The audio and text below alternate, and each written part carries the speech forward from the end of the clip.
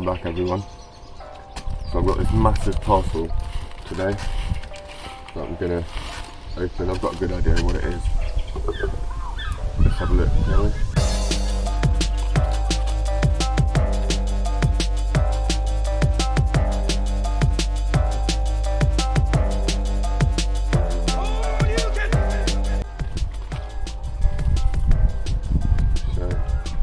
Oh, look at that. 1.5mm wire. Lush. We need some of that. So, a nice stubby U. These are from Jonas with Bonsai Cool, by the way.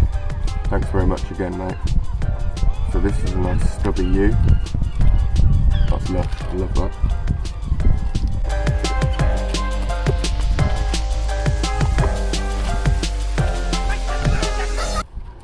Right, let's get her out and have a look.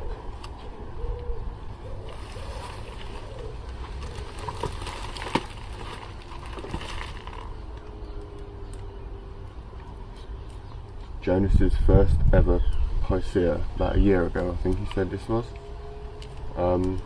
Yeah, I bought this off him, as well as the stubby U.